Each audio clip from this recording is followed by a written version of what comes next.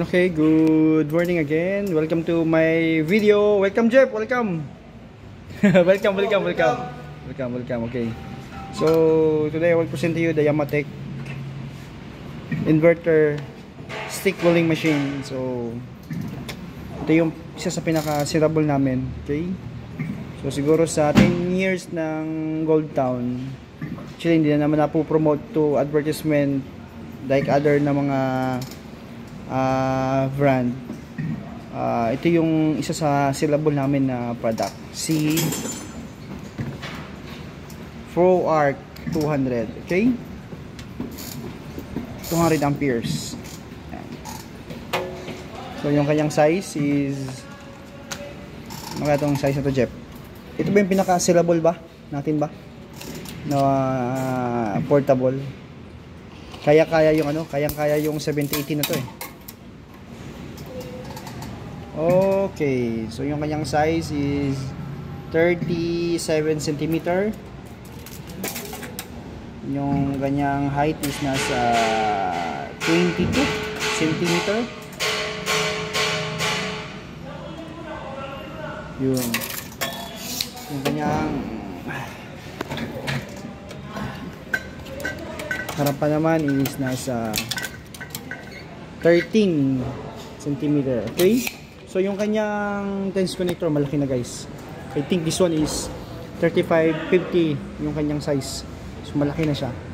Kasi pang 200 amperes talaga siya din. Kaya makaresist ng 200 amperes yung kanyang board pati yung dito. Okay? So digital na rin siya. Kanyang selector. Amperage range niya is 20 to 200. Bigat. Siguro nasa mga 6 kilos siguro to. 6 to 7 ata. Yan, may pan rin to. 20 volts. Yung kanyang wire. Yan. So, check natin yung kanyang specs sa ilalim. Yun. So, check natin yung kanyang input. Okay, yung kanyang input is single phase 50-60 Hz. Stick welding. Then, inverter type na to. 63 volts. Lakas. And then 220 volts yung kanyang OCB is 63 volts, yung kanyang input is 220 volts. Yeah, malakas rin to. 44 amperes. Yun. Yung kanyang pinaka max. Kung isasagay mo to ng 200 amperes. So yung kanyang input na amperes is 44. So meron ka bang ano diyan? Meron kang calculator? Check natin para makita ng mga viewers natin mamaya.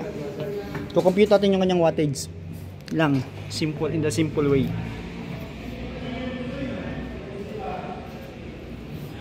Kasi may nagtatanong ng wattage niya kung ilan ba yung kanyang kaya sa input para ma-compute yung generator na wattage rin. Okay? So yan. Thank you, Jeff. Thank you. So simple lang naman, amperes times volts. So 44. Okay, check natin ha. 44 yun eh. 44 amperes. Then times natin ng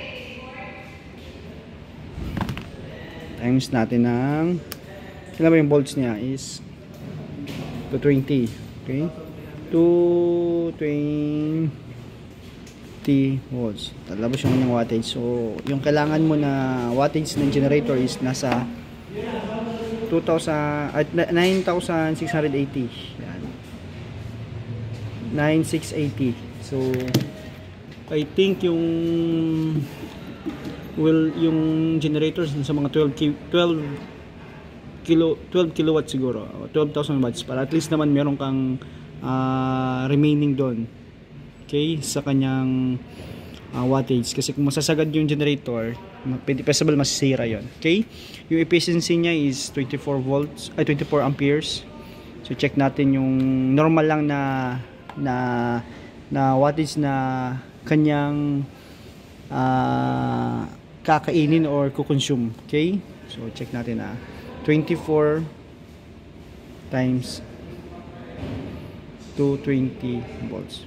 Yan, mga 5.2 or 5,280 watts yung kanyang 24 amperes. So yung kanyang kakainin. Pero may corresponding na amperes yan pag mag-weld ka na. Okay, siguro for example, siguro 24 volts na sa mga ano yan. 24 amperes na sa yung output ng amperahe mo is nasa 110 or 140 amperes yung kanya. Okay? So dito tayo sa kanyang duty cycle. Yun. So 30% pala to siya. So sa 200 amperes. So kung isasagad mo siya ng 200 amperes, 30% lang yung kanyang duty cycle, yung kanyang working time. So 30%, 3 minutes siya na continuous, then 7 minutes yung kanyang rest sa 10 minutes. Okay? So, kung sagad. So dito tayo sa kanyang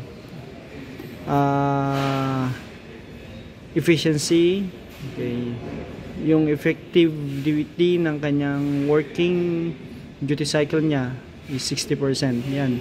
So 140 at 60%. Or 60% at 140 amperes. Output yan, yung setting mo sa welding machine.